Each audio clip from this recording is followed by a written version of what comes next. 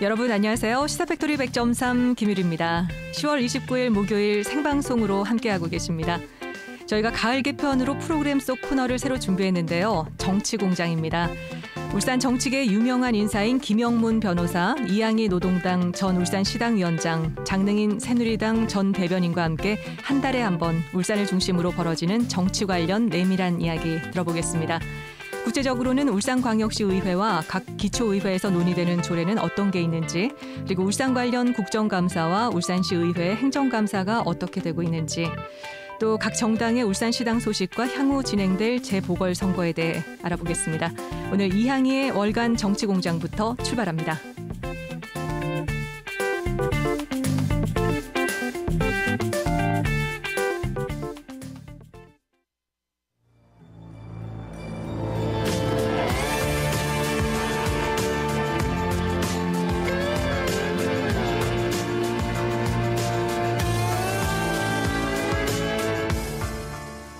이항희의 월간 정치공장.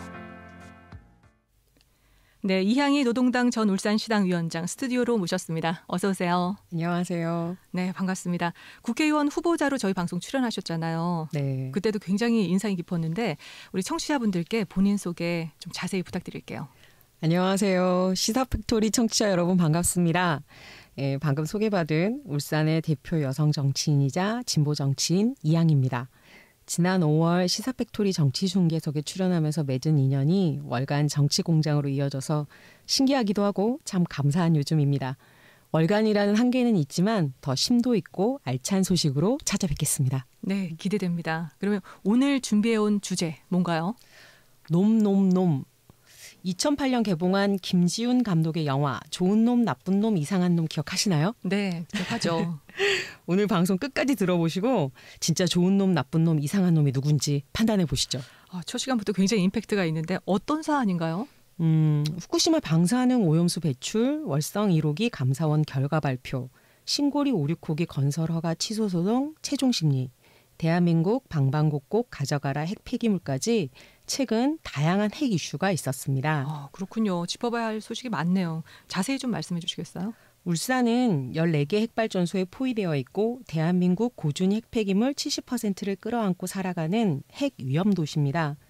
태풍 마이삭과 하이선 때 송전선로 고장으로 6차례나 원자로가 자동 정지되면서 시민들의 불안감이 높았습니다. 저도 마이삭 때 정전으로 약 10시간가량 극도의 불안감과 고립감을 경험했습니다. 네. 울산 시민의 안전을 위해 그 어느 때보다 협력해야 할 울산의 국회의원들이 이번 정기국회에서 핵발전소와 관련해 엇박자 행보로 눈살을 찌푸리게 하고 있습니다. 그렇군요. 그러면 여기서 저희가 주목해야 할 점은 뭔가요? 먼저 울산 북구의 이상원 의원이 공동 발의한 원자력 안전법 일부 개정안입니다. 발전용 원자로 및 관계시설의 방사선 환경영향평가서와 해체계획서는 초안의 공개와 공청회 등을 통해서 주민 의견 반영을 의무화하고 준비 단계부터 관련 민간기관을 지정해서 주민 의견 수렴을 진행하고 또 최대한 주민의 참여, 개방성, 민주성을 강화하자는 건데요. 네. 기억하실 거예요. 지난 6월에 울산 북구 주민투표가 있었잖아요. 네. 월성원전 내 맥스터 추가 건설 찬반을 묻는 주민투표였는데 네. 당시에 5만 명이 넘는 주민들이 참여했고 95%가 넘는 주민들이 반대를 했었습니다. 네. 해당 지역 주민들이 원전 위험성에 대해서 관심을 기울이다 보니까 담당 국회의원이 역시 또 안전성이나 지역 수용성에 관심을 보이는 입법활동이라고 할 수 있겠습니다. 반면에 울산 동구의 권명호 의원이 공동 발의한 원자력 진흥법 일부 개정안을 살펴보겠습니다. 정부가 탈원전 정책을 강행할 경우 원전 수출 시장 경쟁력 약화가 예측된다며 원자로 수출 전략지구 지정 등 원자로 수출 촉진 및 지원 방안 마련을 촉구하는 법안입니다. 글쎄요, 울산 동구 주민들이나 울산 시민들이 과연 울산을 원자로 수출 전략지구로 지정받고 싶어 할지 의문입니다. 네, 그런 의문점 가질 수 있죠. 마지막으로 울산 남구 이채익 의원과 울산 중구의 전 정가변 의원에 관한 소식인데요. 월성 1호기 재가동 추진을 하고 계세요. 이 두 분이. 네. 감사원이 공개한 감사 결과에 따라서 월성 1호기 조기 폐쇄 결정의 부당성이 입증됐다고 주장하시면서 원자력 안전법 개정을 통해서 월성 1호기 재가동을 추진하겠다고 밝히고 있습니다. 네. 현행 원자력 안전법 21조 허가 기준에 보면 원안위의 영구정지 변경 허가에 대해서 법원에서 절차 등의 위법성을 확인하는 경우에 운영 재개 변경 허가를 다시 심의하도록 하는 조항을 신설하겠다는 계획이고요. 네. 원안위가 지난해 12월 한수원의 월성 1호기 영구정지 신청을 승인해 준 만큼 법원에서 한수원의 이사의 의결이 부당하다는 판결이 나오면 원안위가 월성 1호기의 운영 재개를 다시 심의하게 하겠다 하는 내용입니다. 그렇군요. 근데 이게 하나의 사안이지만 입장에 따라서 좀 주목할 부분이 달라질 수도 있겠는데요. 네, 그래서 팩트체크가 정말 중요합니다. 네, 팩트체크 해보죠. 네. 이미 많은 언론에서 보도한 것처럼 감사원은 보도자료를 통해서 감사의 범위가 월성 1호기 즉시 가동 중단 결정할 때 고려사항 중에 경제성 분야를 감사했죠. 네. 한수원 이사회는 사실 경제성, 안전성, 지역 수용성을 종합적으로 고려했기 때문에 네. 이번 감사 결과가 월성 1호기 가동 중단 결정의 타당성에 대한 종합적 판단으로 보는 데는 한계가 있다고 스스로 밝혔어요. 네. 그런데도 각 정치 세력이 거의 아전인수격으로 해석하고 정쟁의 도구로 삼고 있습니다. 월성 1호기 영구정지 당시의 상황을 정확하게 복기해 보겠습니다. 네. 월성 핵발전소 1호기는 2012년 11월 설계 수명이 완료됐어요. 2015년 2월 원안위는 이 월성 1호기를 2022년 11월 20일까지 수명 연장하겠다고 결정합니다. 네. 하지만 2015년 5월 월성 핵발전소 인근 주민인 경주 시민과 우리 울산 시민들이 참여한 2,167명이 국민 소송을 합니다. 원안위의 월성 1호기 수명 연장 자체가 잘못됐다. 이거 무효다라는 소송을 제기하고요. 네. 2017년 2월 7일에 서울행정법원은 원안위가 월성 1호기 안정성 평가 보고서 때 최신 기술 기준을 적용하지 않은 점 이것이 위법하다고 판단해서 원안위의 수명 연장 결정을 취소하라고 판시합니다. 그렇군요. 그러면 이 사안이 시사하는 바는 뭐예요? 결국 한수원이 2018년 6월에 월성 1호기 영구정지를 결정하는데 사실 원안위는 2019년 12월 월성 1호기 영구정지를 허가했습니다. 네. 그러니까 2012년 수명이 다 된 노 원전을 결국 거의 10년 이상 끌어가지고 영구정지를 허가하는데요. 2011년 후쿠시마 핵사고, 2016년 경주 대지진, 2017년 포항 대지진을 떠올려 보면 법원이든 한수원이든 원안이든 결정 자체가 상당히 보수적이고 더딘 결정입니다. 네. 그런데도 여전히 일부 보수 정치인이나 찬핵 진영은 월성 1호기 영구정지 문제를 국민의 생명, 안전의 관점이 아니라 정쟁의 도구로 이용하고 있습니다. 그럼 지금 이야기가 나오는 게 2022년까지 다시 가동하자 이 얘기예요? 그렇죠. 사실 지금 2020년이잖아요. 네. 그러니까 이거 1년도 안 되는 시간 쓰자고 이 난리를 치고 있는 게 사실 말이 안 되죠. 그렇군요. 그럼 이 사안을 좀 바로잡을 수 있는 방법 없나요? 기상청이 매년 발행하는 지진 연보에 보면요. 2019년 1년 동안 월성 원전 인근 지역 지진 발생 횟수가 약 260번이었습니다. 네. 제가 처음에 26번을 잘못 본 건 줄 알고 제 눈을 의심하고 다시 봤는데 260번이 맞아요. 1년 동안 260번이나 지진이 있는 곳이 이 월성 원전 인근 지역입니다. 일상적으로 지진이 있는 이 활성단층대 위에 지어진 월성 원전 1호기는 이 1호기 정지 여부를 정쟁의 도구로 삼을 게 아니라 2호기, 3호기, 4호기도 다 같이 조기에 폐로하는 게 맞아요. 예. 그리고 또 그래야 한다는 게 시민사회의 중론이고요. 사실 2호기, 3호기, 4호기도 2025년이면 설계 수명이 모두 끝나요. 네. 보통 그런 말씀 많이 하시잖아요. 30년 된 컴퓨터 어떻게든 다시 고쳐서 쓰겠다고 말하는 거 좀 웃기는 거 아니냐. 보통 그렇게 되면 단종돼서 재료도 없고요. 다시 구입하는 게 맞잖아요. 그래서 그러네요. 노후 원전 수명 연장 시킬 생각 하지 말고 정쟁 노름으로 삼지 말고 실제로 울산 시민들의 생명과 안전을 위해서 조기 폐로하는 게 맞고요. 오히려 해결책도 없는 고준위 핵 폐기물 문제나 최인접 지역 주민들의 재산상의 피해, 건강 이런 것들을 위해서 지금 당장 폐로하는 게 맞습니다. 시민사회에서 최근에 네. 기자회견을 통해서 한번 발표한 적도 있는데요. 울산 시민 그리고 국민들의 안전과 생명을 정쟁 대상으로 삼는 울산의 이채익 국회의원, 정가빈 전 국회의원은 정말 이 문제에 대해서 울산 시민들의 민심이나 민의를 제대로 반영하고 있지 않기 때문에 네. 국회의원직 사퇴해라. 그리고 정가빈 의원 정치권에서 물러나라라는 비판까지도 했었지요. 그래서 이런 점들을 좀 유념해서 봐야 될 것 같습니다. 그렇군요. 시민들의 안전이냐 경제성이냐 이런 거를 좀 잘 따져봐야 되는 거죠. 그렇지만 안전이 우선이잖아요. 그렇죠? 지금 뭐 우리가 이렇게 살아가면서 원자력도 참 우리를 위협하는 것 중에 하나고 환경 문제에 우리 많이 관심을 가질 수밖에 없잖아요. 요즘에 뭐 환경 운동 하시는 거 있으면 좀 알려주세요. 저는 이제 기본적으로 네. 핵발전소 문제에 관심이 많이 있고요. 네. 그리고 또 기후위기 문제에 대해서도 관심을 가지고 있고 네. 울산에 있는 제 시민사회 단체, 진보 정당들과 함께 기후위기 시대에 울산에서의 과제 이런 것들을 찾아서 같이 대응할 방안에 대해서 요새 또 고민하고 있습니다. 삶에서 좀 구체적으로 삶에서 구체적으로는 오늘 텀블러 가져오셨잖아요. 뭐 텀블러 사용하고 네. 일회용 화장기 대신에 손수건 사용하고 뭐 장바구니 사용하고 이런 건 저뿐만 아니라 많은 대다수의 네. 시민들이 다 참여하고 계시죠. 그래요. 우리 보통 비닐만 써도 굉장히 인상 찌푸리는 분들 많아요. 그렇죠. 일회용 봉지 쓰는 거. 네. 네. 그리고 또 우리가 지금 이야기를 나누고 있는데 그러면은 이 사안에 관련해서 또 이양희님의 또 한 말씀을 좀 부탁드릴게요. 사실 원자력 안전법 103조에 의하면 방사선 환경 영향 평가서 작성할 때 의견 수렴 지역 주민 범위는 핵발전소 반경 30m인 비상계획 구역입니다. 월성이든 고리든 울산은 모두 이 30km에 포함돼요. 네. 근데 월성 원전 내 엑스터 추가 건설 과정에서 울산 시민의 의견이 수렴되지 않았죠. 네. 북구에서 5만 명이 넘는 주민투표를 했는데도 전혀 반영되지 않았잖아요. 예.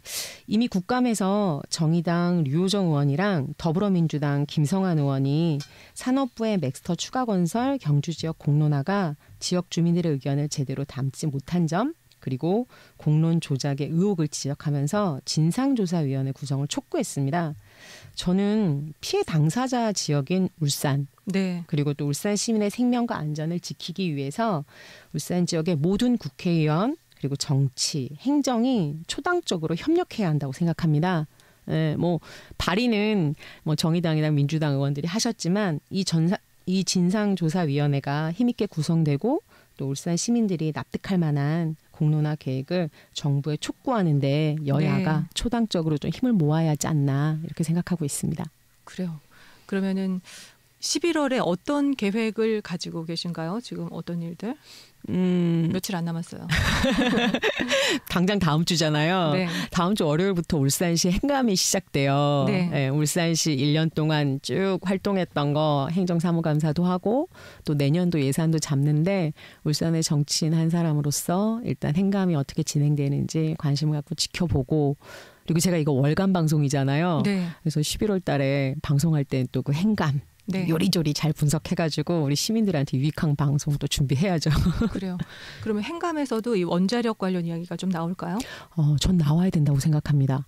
왜냐하면 실제로 국회의원들을 압박하고 또 이 당사자 지역 주민들의 목소리를 가장 가까이에서 생생하게 전달할 수 있는 사람들이 기초의원들이시잖아요. 네. 그래서 기초의원들과 강역의원들이 힘을 모아서 국회의원도 압박하고 행정부도 압박했으면 좋겠고 가장 중요하게는 원자력 안전법은 사실 개정돼야 하긴 해요. 네. 근데 가장 그 큰 개정의 방향은 해당 지역 주민들의 수용성이나 해당 지역 주민들의 참여의 폭을 넓히는 방안이어야 하거든요. 네. 막말로 월성 원전이나 고리 원전에서 지난번 태풍처럼 자연재해로 그렇죠. 앞으로는 더 네. 심한 태풍들이 많이 올 것 같아요. 그러니까요. 그렇죠? 그렇게 됐을 때 만약에 멈추게 된다. 근데 이걸 재가동한다. 이럴 때 시민들이 안전함을 느낄 수 있을 만큼 믿을 만큼 이게 제대로 수선이 돼서 제대로 가동이 될 수 있는 상태인지 네. 울산시장, 울주군청 군수님이 직접 확인하시면 저희들도 안심할 수 있잖아요. 그렇죠. 근데 지금 우린 그런 권한이 없어요.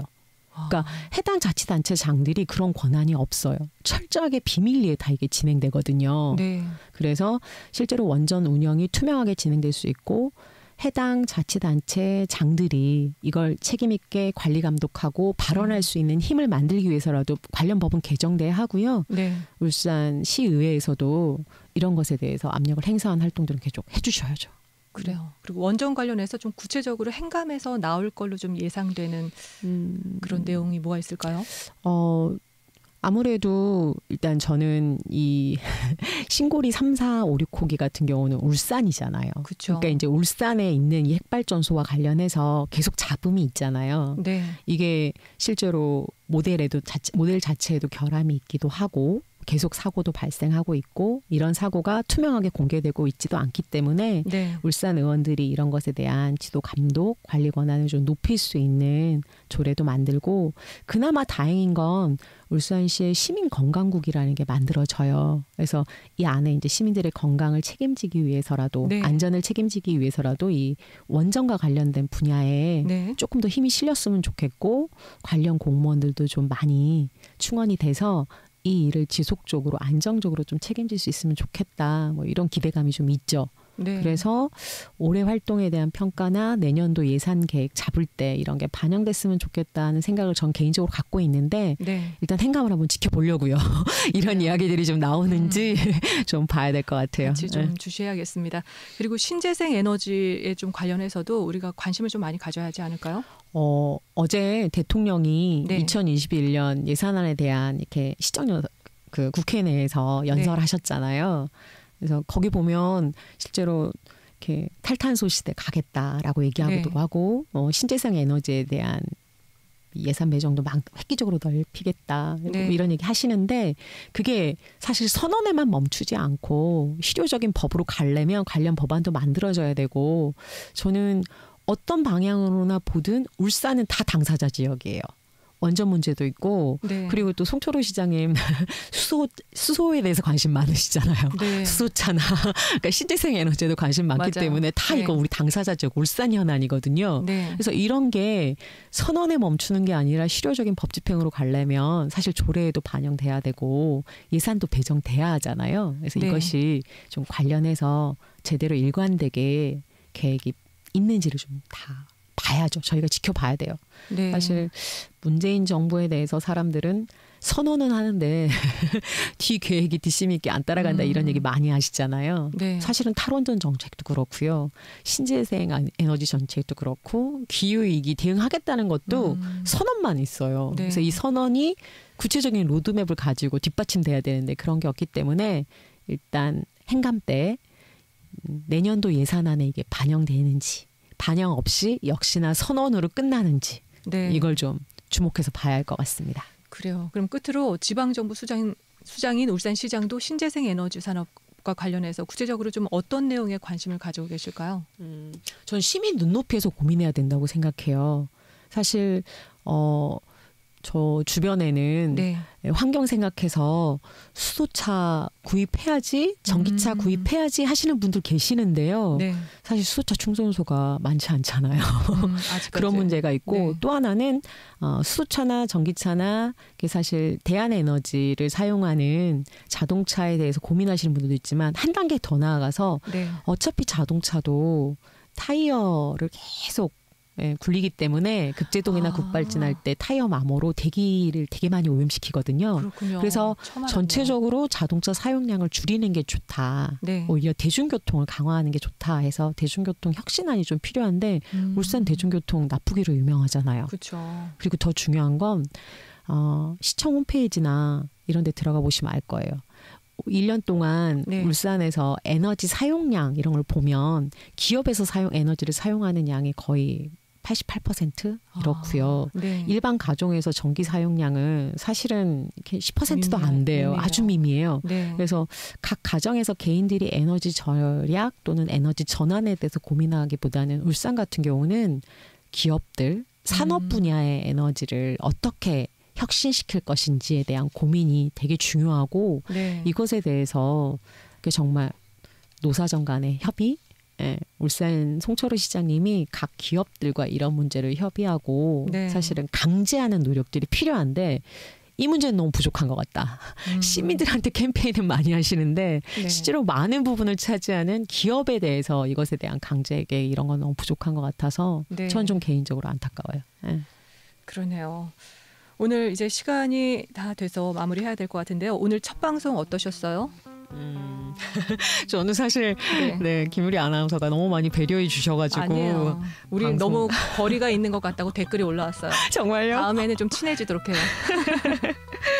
근데 정작 이 방송을 들은 이게 시사 팩토리 청취자분들이 어떻게 느끼셨을지도 조금 궁금하고 네. 예, 다음 두 번째 방송은 조금 더 잘해보려고 노력할게요. 제가 마지막으로 네. 한마디만 좀 더 하고 싶은 게 있는데 사실 올해 가장 큰 이슈는 코로나잖아요. 네. 코로나 시대의 비상함에 걸맞는 울산 정치권의 각성과 협력이 필요하다고 생각합니다. 네, 지속 가능한 울산의 미래를 위한 골든타임이 얼마 남지 않았다는 절박함으로 네. 정기국회 그리고 행감 끝까지 예의주시하겠습니다. 네, 감사합니다. 오늘 출연해 주셔서 감사드리고요. 시사팩토리 100.3 청취자 여러분들 다음 달에 또 찾아보죠. 우리 이양희 대표님은요. 버스커의 첫사랑 지금 나가고 있는데요. 이 노래 띄워드리면서 마무리하겠습니다. 진행의 김유리, 기술의 강승복, 연출의 김성강이었습니다.